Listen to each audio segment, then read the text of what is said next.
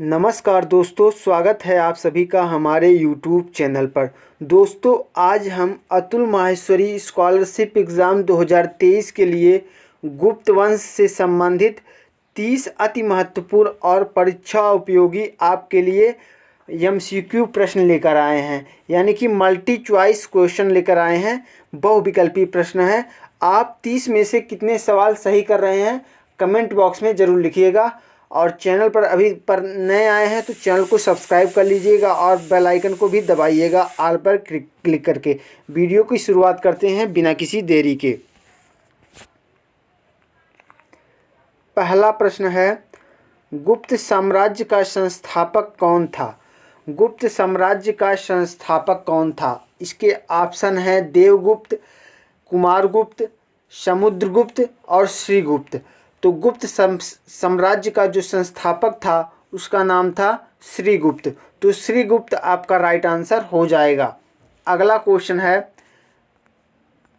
गुप्त वंश का वास्तविक संस्थापक किसे माना जाता है? तो गुप्त वंश का वास्तविक संस्थापक माना जाता है चंद्रगुप्त प्रथम को। अगर संस्थापक केवल पूछेगा तो श्रीगुप्त था, अगर वास्तविक संस्थापक पूछेगा तो चंद्रगुप्त प्रथम। ये दोनों के दोनों प्रश्न आपकी अतुल माहेश्वरी स्कॉलरशिप एग्ज़ाम पिछले वर्ष के पूछे गए हैं, यानी कि 2018-19 में ये क्वेश्चन पूछे गए हैं। अगला क्वेश्चन है, चंद्रगुप्त द्वितीय ने कौन सी उपाधि धारण की थी? तो चंद्रगुप्त द्वितीय ने कौन सी उपाधि धारण की थी? तो चंद्रगुप्त द्वितीय ने विक्रमादित्य की उपाधि धारण की थी। तो विक्रमादित्य आपका राइट आंसर हो जाएगा इस प्रश्न का। अगला क्वेश्चन है, श्रीगुप्त ने किसकी उपाधि धारण की थी? श्रीगुप्त ने किसकी उपाधि धारण की थी? तो श्रीगुप्त ने महाराज की उपाधि धारण की थी। अगला क्वेश्चन है, समुद्रगुप्त ने किसकी उपाधि धारण की थी? समुद्रगुप्त जो था वह एक प्रकार का कवि भी था, तो उसने कविराज की उपाधि धारण की थी। अगला क्वेश्चन है, किस गुप्त राजा ने महेंद्रादित्य की उपाधि धारण की थी? तो ऐसा कौन सा गुप्त राजा था जिसने महेंद्रादित्य की उपाधि धारण की थी? तो महेंद्रादित्य की उपाधि धारण की थी स्कंदगुप्त ने। तो स्कंदगुप्त आपका राइट आंसर हो जाएगा। अगला क्वेश्चन है, समुद्रगुप्त का दरबारी कवि कौन था? समुद्रगुप्त का दरबारी कवि कौन था? तो समुद्रगुप्त के दरबारी कवि हो जाएगा आपका हरिसेन। हरिसेन समुद्रगुप्त का दरबारी कवि था। अगला क्वेश्चन है, किसे भारत का नेपोलियन कहा जाता है? भारत का नेपोलियन किसे कहा जाता है? तो भारत का नेपोलियन कहा जाता है समुद्रगुप्त को। समुद्रगुप्त को उसकी विजयों के कारण भारत का नेपोलियन कहा जाता है। उसने समग्र भारत पर अपना अधिकार स्थापित कर लिया था, इसलिए उसे भारत का नेपोलियन कहा जाता है। अगला क्वेश्चन है, किस गुप्त शासक ने उज्जैन को अपनी दूसरी राजधानी बनाया? तो ऐसा कौन सा गुप्त शासक था जिसने उज्जैन को अपनी दूसरी राजधानी बनाया था? तो यहाँ पर देख लीजिए, अशोक जो था ये मौर्य वंश से संबंधित था, ये तो आपका गलत हो जाएगा। तो ऐसा कौन सा शासक चंद्रगुप्त द्वितीय विक्रमादित्य थे जिन्होंने उज्जैन को अपनी दूसरी राजधानी स्थापित किए थे? अगला क्वेश्चन है, चीनी यात्री फाहियान किसके समय में भारत आया था?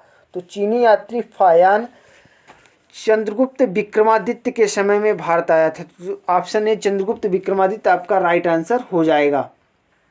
अगला क्वेश्चन है, इनमें से कौन चंद्रगुप्त द्वितीय के नवरत्न नहीं थे? तो चंद्रगुप्त द्वितीय के नवरत्न इनमें से तानसेन नहीं थे। तानसेन किसके नवरत्न थे? तानसेन अकबर के नवरत्न थे। अन्य तीन बराहमिहिर, कालिदास, धन्वंतरी, ये तीनों के तीनों चंद्रगुप्त द्वितीय के नवरत्न थे। अगला क्वेश्चन है, नालंदा विश्वविद्यालय की स्थापना किसने किया था? तो नालंदा जो विश्वविद्यालय है उसकी स्थापना किया था कुमारगुप्त ने।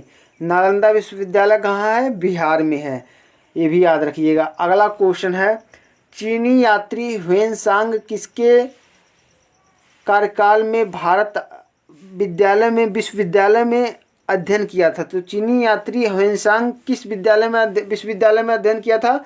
तो इसका राइट आंसर हो जाएगा नालंदा विश्वविद्यालय, बिहार में अध्ययन किया था चीनी यात्री ह्वेनसांग। अगला क्वेश्चन है, नालंदा विश्वविद्यालय कहाँ स्थित है? तो नालंदा विश्वविद्यालय स्थित है बिहार में, तो बिहार आपका करेक्ट आंसर हो जाएगा। अगला क्वेश्चन है, ह्वेनसांग किसके शासनकाल में भारत आया था? तो ह्वेनसांग जो था वो हर्षवर्धन के शासनकाल में भारत आया था। ह्वेनसांग में है देख लीजिएगा और हर्षवर्धन में है देख लीजिएगा, इससे आपका राइट आंसर लग जाएगा अगर आपको याद नहीं होगा तो। ह्वेनसांग में भी है और हर्षवर्धन में भी है, यानी कि ह्वेनसांग हर्षवर्धन के कार्यकाल में भारत आया था। अगला क्वेश्चन है, गुप्त वंश का अंतिम शासक कौन था? तो गुप्त वंश का अंतिम शासक हो जाएगा विष्णुगुप्त। विष्णुगुप्त गुप्त वंश का अंतिम शासक था। अगला क्वेश्चन है, अजंता की गुफाएं किस काल की हैं? तो जो अजंता की गुफाएं हैं ये गुप्त काल की हैं, गुप्त काल की हैं अजंता की गुफाएं। अगला क्वेश्चन है, गुप्त काल के सबसे बड़े गणितज्ञ कौन थे? तो गुप्त काल के सबसे जो बड़े गणितज्ञ थे उनका नाम आर्यभट्ट था। आर्यभट्ट गुप्त काल के सबसे बड़े गणितज्ञ थे। अगला क्वेश्चन है, आर्यभट्ट ने किसकी रचना की थी? आर्यभट्ट ने आर्यभट्टियाम की रचना की थी, तो आर्यभट्टियाम आपका राइट आंसर हो जाएगा। अगला क्वेश्चन है, पंचतंत्र के लेखक कौन हैं? पंचतंत्र के रचनाकार कहें या लेखक कहें तो पंचतंत्र के रचनाकार हैं विष्णु शर्मा जी। विष्णु शर्मा जी आपका राइट आंसर था। अगला क्वेश्चन है, मालविकाग्निमित्रम, विक्रमोर्वशीयम, अभिज्ञान शाकुंतलम, कुमार संभवम, ऋतुसंहार तथा रघुवंश किसकी रचनाएं हैं? तो इनमें से कोई भी रचना अगर आपकी परीक्षा में पूछे तो ये सभी की सभी रचनाएं हैं कालिदास की।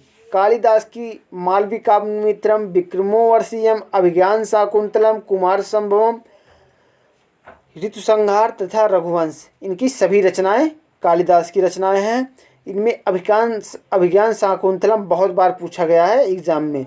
अगला क्वेश्चन है, मुद्रा राक्षस तथा देवी चंद्रगुप्तम के रचनाकार कौन हैं? तो मुद्रा राक्षस और देवी चंद्रगुप्तम के रचनाकार हैं विशाख दत्त, तो विशाख दत्त आपका राइट आंसर हो जाएगा। अगला क्वेश्चन है, बृहत संहिता और पंच सिद्धांतिका के रचनाकार कौन हैं? तो बृहत संहिता और पंच सिद्धांतिका के रचनाकार हैं वराहमिहिर, तो वराहमिहिर आपका राइट आंसर हो जाएगा। अगला क्वेश्चन है, अष्टांग हृदय के रचनाकार कौन हैं?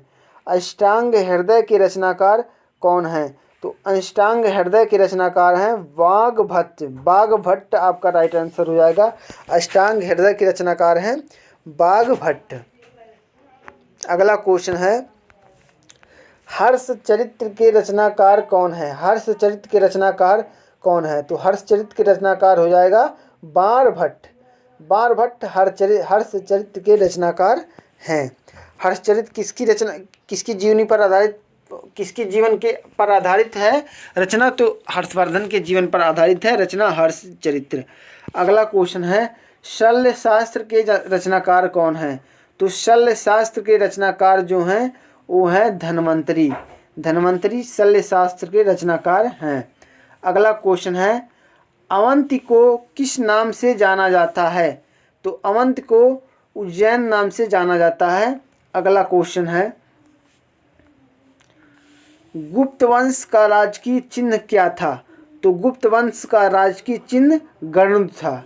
गरुड़ गुप्त वंश का राजकीय चिन्ह था, क्योंकि गुप्त वंश राजा जो थे वो वैष्णव धर्म के उपासक थे और विष्णु जी का सवारी क्या है? गरुड़ है, तो गरुड़ गुप्त वंश का राजकीय चिन्ह था।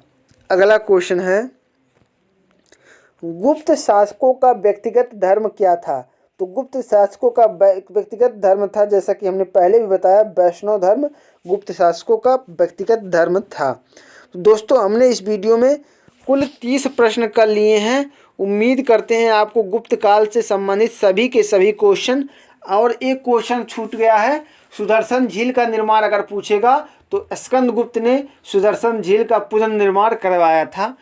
ये भी गुप्त काल से संबंधित प्रश्न है। तो उम्मीद करते हैं आपको ये 30 प्रश्न बहुत ही अच्छे लगे होंगे। आपकी परीक्षा के लिए बहुत बहुत इम्पॉर्टेंट प्रश्न है। हमने सभी प्रश्न रियल और ऑथेंटिक लिए थे, जो आपकी परीक्षा में काम लायक प्रश्न थे, सभी को हमने लिया था। तो उम्मीद करते हैं आपको ये वीडियो अच्छा लगा होगा। तो ऐसी तरह की और वीडियो देखने के लिए हमारे चैनल को सब्सक्राइब कीजिए और वीडियो को लाइक कीजिए। मिलते हैं नेक्स्ट वीडियो में, तब तक के लिए जय हिंद, जय भारत।